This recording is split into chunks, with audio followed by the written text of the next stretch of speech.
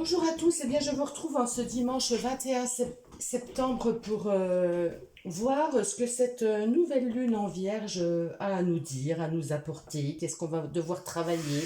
On va faire un petit tirage, alors c'est un tirage un petit peu intuitif, mais c'est vrai que moi elle me secoue beaucoup cette nouvelle lune, avec en plus l'éclipse, hein. Donc, on va voir. J'avais envie de faire vraiment un tirage pour voir les énergies, pour voir ce qu'on a à travailler, pour voir comment ça résonne avec nous. Donc, la maison 8, les fins, les commencements. Donc là, on est vraiment dans cette énergie, on le ressent depuis quelques semaines déjà, qu'il faut vraiment évacuer. On est dans une période où il faut lâcher. Il va falloir se débarrasser de tout ce qui ne nous convient plus, de tous les anciens schémas, de toutes les choses qui nous font du mal, de toutes les choses qui sont profondément ancrées en nous et il va falloir se libérer. Il va falloir impérativement se libérer pour pouvoir être sain, je dirais, pour être aligné et pouvoir aller vers de nouveaux départs, de nouveaux commencements. Je vais quand même prendre le petit livret parce que je ne suis pas astrologue, moi.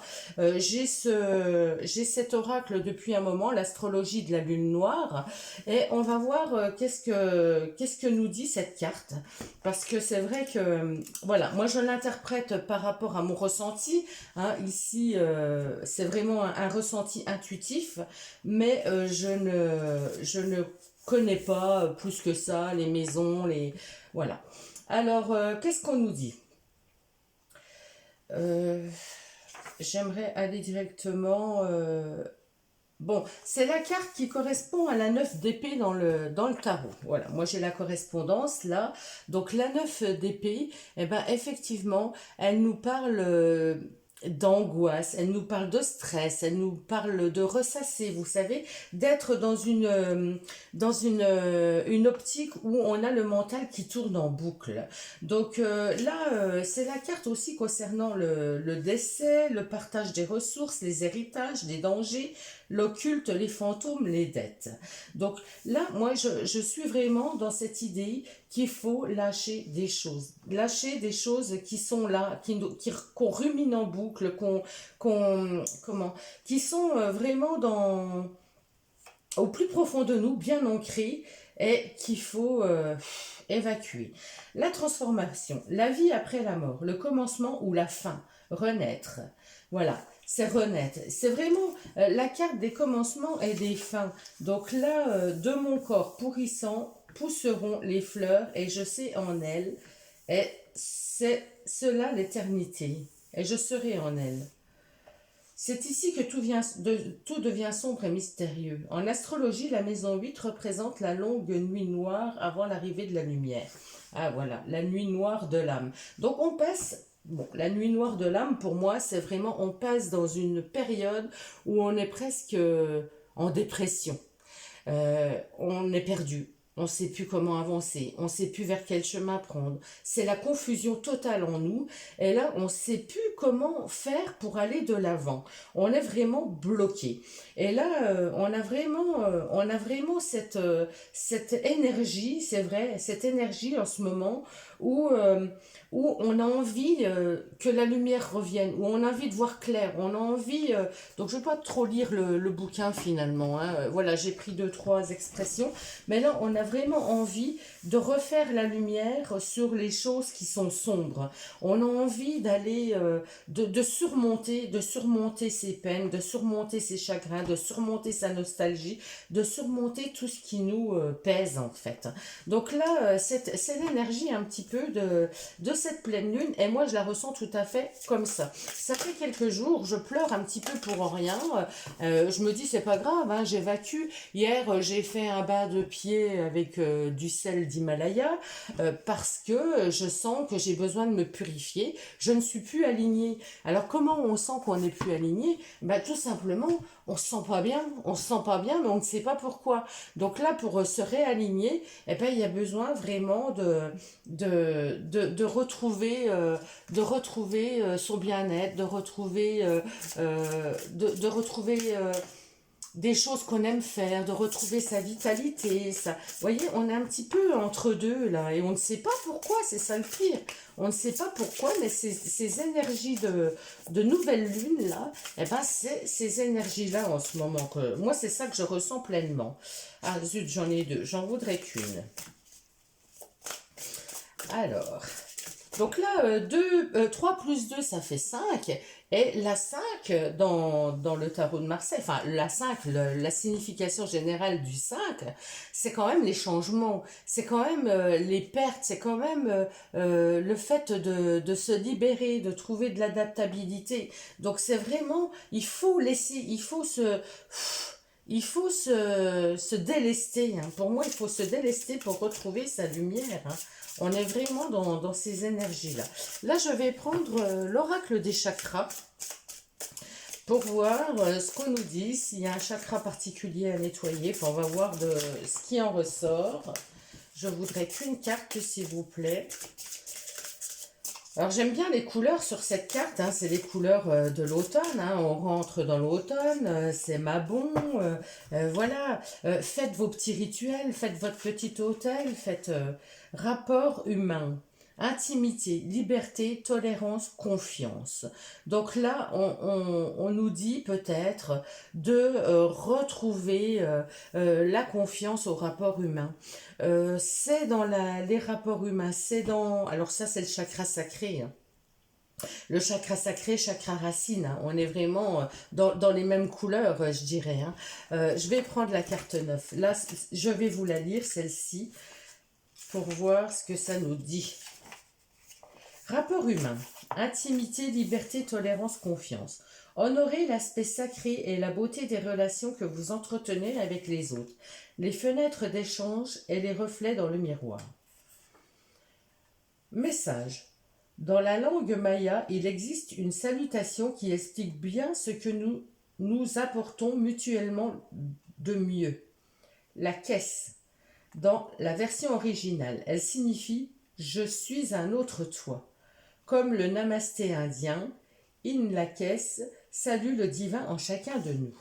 Cette carte nous invite à réfléchir à vos rapports, à vous-même et avec les autres, de ce même point de vue, dans la plus grande tolérance. Prenez un instant pour réfléchir aux relations que vous entretenez avec vos amis, vos proches, vos familles et vos collègues. Demandez-vous si les échanges d'énergie sont équilibrés et songez aux désirs et aux besoins affectifs générés. C'est le moment de montrer plus de respect envers vous-même et envers les autres. Insistez sur ce que vos relations ont d'agréable et sur ce qui vous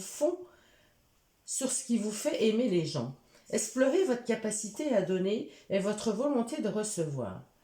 Quelles sont les personnes auxquelles vous donnez trop ou pas assez pour compenser un certain manque d'assurance ou la peur de les perdre?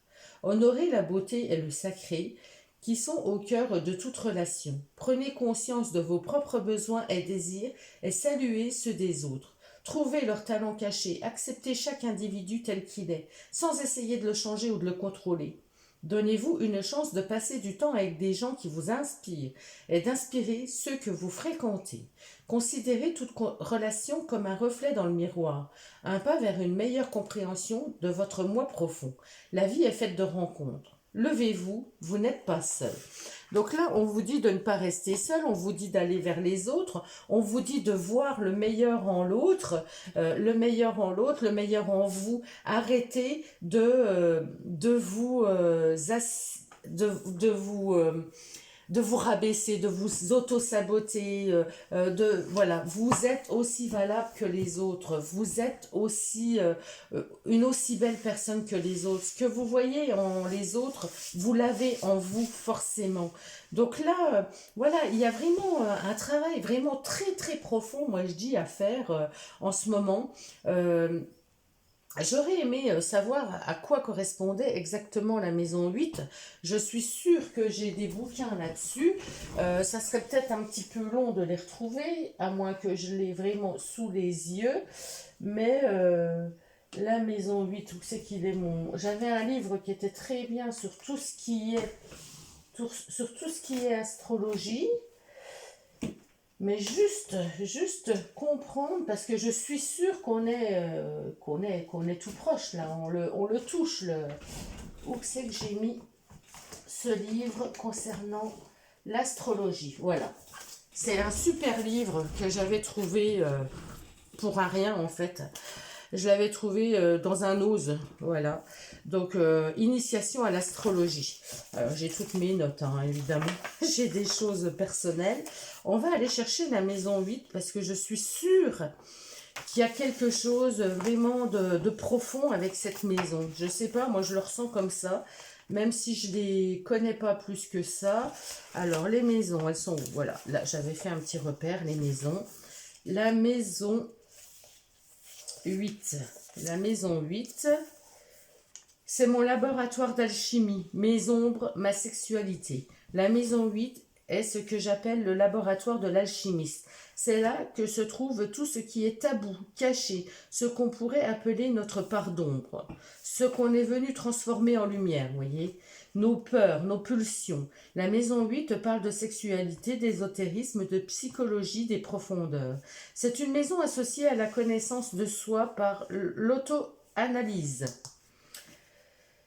et à la métamorphose au travers d'expériences intenses et transformatrices. Quand une planète est en maison 8, elle semble plus intense, passionnée, plus tourmentée que dans une autre, nous obligeant à nous remettre en question. Donc là, voilà, c'est la remise en question, c'est nos peurs, c'est nos parts sombres, c'est tout ce qu'on a en nous qui nous plaît pas, en fait. Hein, les parts sombres, c'est ça. Tout ce qui a en nous qui nous plaît pas, qu'il va falloir transmuter en lumière. On est vraiment là-dedans. Donc, servez-vous, alors rapprochez-vous des autres, créez du lien.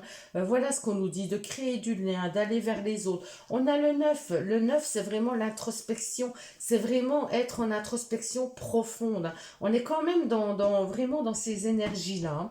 On va prendre un petit message de la triade. On va voir ce que la triade nous dit.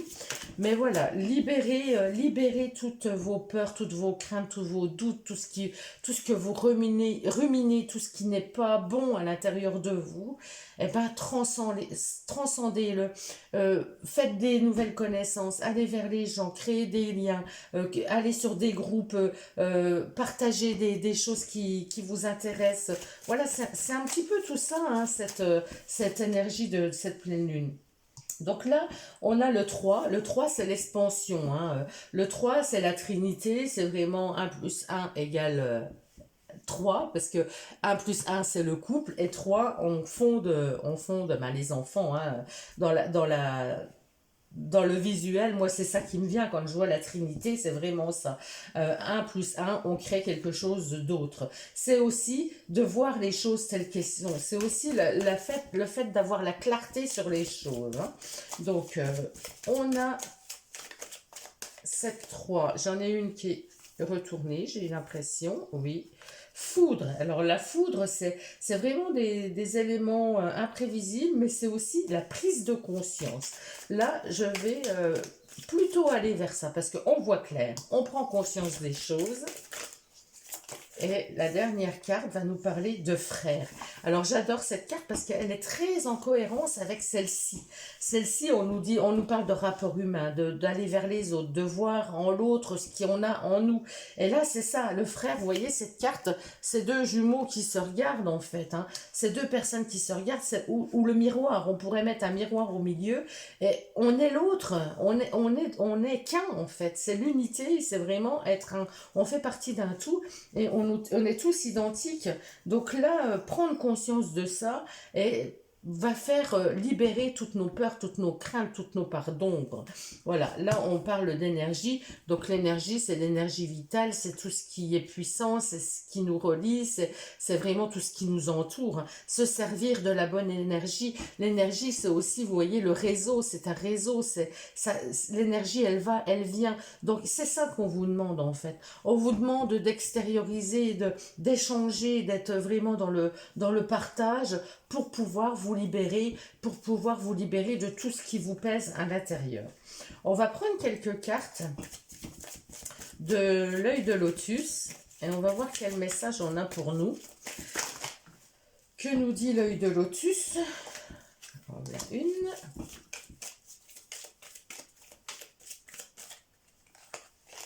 Donc là, on nous parle bien de libérer en prenant conscience, en voyant clair ce qu'il y a en chacun de l'autre et en chacun de nous. Alors, on nous demande pas de nous comparer. Attention, c'est pas une comparaison, c'est pas une comparaison. Mais ce que vous voyez de bien chez les autres, vous l'avez forcément en vous. Voilà, vous êtes capable, vous avez cette capacité à être pareil. Ce qu'on voit de pas bien chez l'autre, on l'a en nous, c'est à travailler. Donc, voyez comment ça résonne.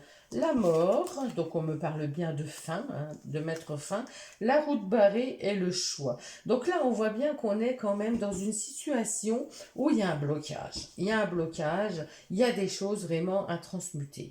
Il y a vraiment ce blocage et il y a une décision, il y a des choix à faire. Il y a des choix à faire parce que là, on est dans une impasse. On nous parle vraiment d'être dans une impasse. L'accident, ben, c'est l'imprévisible, hein, c'est ce qui est imprévu, c'est ce qui est... Et la dernière, espérance. Donc, l'espérance, ben, c'est vraiment semer des graines vers ce qu'on a envie de voir renaître. Donc là, la mort, c'est vraiment des choses auxquelles il faut prendre fin. C'est vraiment des choses qui nous conviennent plus. La route est barrée par là. C'est plus la peine de continuer à aller vers ce chemin parce que c'est un chemin qui nous blesse, c'est un chemin qui nous convient pas, c'est un chemin qui est sombre, c'est un chemin qui nous amène à rien. Et si on continue sur ce chemin, eh ben, tout va s'écrouler. D'une manière ou d'une autre, l'univers va nous rappeler à la raison et tout va s'écrouler. Donc là, on nous dit de planter de nouvelles graines, d'aller vers de... Voilà, la carte est blanche. La carte est blanche. C'est vous qui êtes l'acteur de votre vie. C'est vous par vos envies, par les graines que vous allez planter, parce que vous avez envie de créer, eh ben, qui allait changer tout ça, qui allait changer tout ça. Donc la carte est blanche pour créer, pour faire de nouvelles choses, pour aller vous libérer de l'ancien et aller vers le nouveau. Alors, on va prendre un petit message conseil des portes de l'intuition, mon petit chouchou, vous savez, la logique. Envisagez votre difficulté sous un nouvel angle, irrationnel cette fois, et la solution apparaîtra. Donc, il faut, voilà, vous avez un blocage. Alors là, j'aime bien parce qu'on voit la lune en plus sur cette carte. Et il y a un portail qui est en train de s'entrouvrir. Donc la difficulté, bah, la route est barrée, hein, c'est ça, la route est barrée, on est en difficulté. Donc voyez les choses sous un angle irrationnel. Donc ne cherchez pas à comprendre le pourquoi du comment. Laissez-vous guider par votre émotion, par votre intuition, par les liens que vous avez aux autres, par les rapports humains. Laissez-vous guider par tout ce qui vous fait vibrer, par tout ce qui est pur, par tout ce qui est beau, par toutes vos envies, par tous vos souhaits.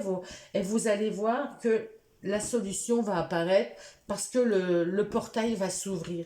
Le portail va s'ouvrir quand vous ne cherchez plus à comprendre. En fait, on vous dit aussi de lâcher prise quelque part. Quelque part, c'est vraiment ça. C'est un lâcher prise. Je vais prendre une dernière carte des anges pour voir le conseil que les anges ont à nous dire par rapport à cette nouvelle lune. Et oui, il y a des choses vraiment là à purifier, à nettoyer, à laisser partir. Tes prières nous rapprochent. Tu ne t'en rends pas compte, mais je te vois souvent prier, je l'entends. Tes demandes, tes échanges avec l'univers sont des prières. Alors je t'invite à devenir plus conscient quand tu les adresses et à en faire plus souvent. Vous voyez, la prise de conscience, là, c'est bien. Nous, les anges gardiens, écoutons et transmettons vos prières.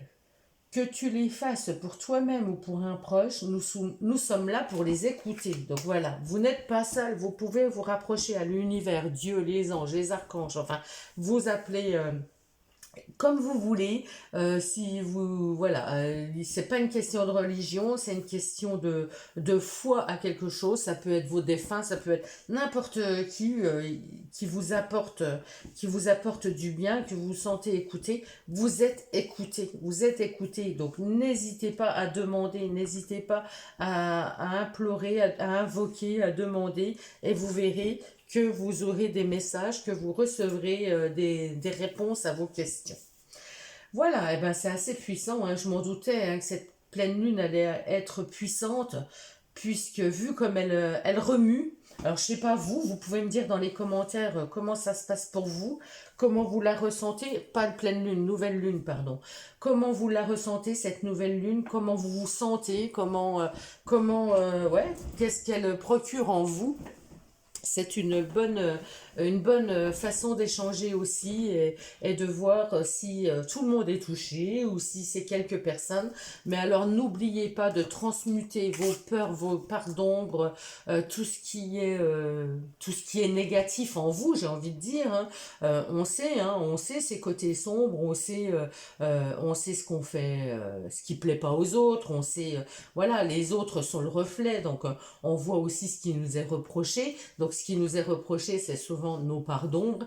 Eh ben, cherchez à les transmuter en lumière. Mais aidez-vous des autres. Ne restez pas seul, ne restez pas enfermé. Vous voyez clair, vous avez cette conscience et voilà, créez du lien. Il y a comme ça que vous sortirez de cette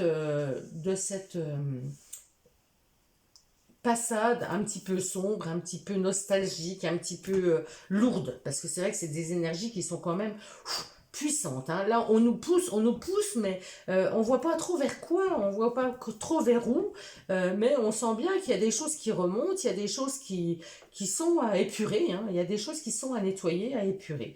Donc, laissez le processus faire, ne soyez pas dans l'attente de quoi que ce soit, et les choses vont aller doucement, vont aller, le chemin va s'ouvrir tout doucement parce que vous en aurez conscience. Je vous souhaite à tous un très bon dimanche, un très bel automne. Hein. Demain, ça y est, c'est l'automne. Donc, on part aussi dans cette période un petit peu où on va se retrouver plus dans notre cocon, plus moins de lumière, moins de. Donc, c'est toujours une transition un petit peu difficile aussi, hein, et c'est normal. Le corps réagit, c'est tout à fait normal. Je vous ai préparé justement une vidéo qui sortira, il me semble, demain d'ailleurs, pour cet automne. Donc voilà, je vous embrasse tous et à très bientôt.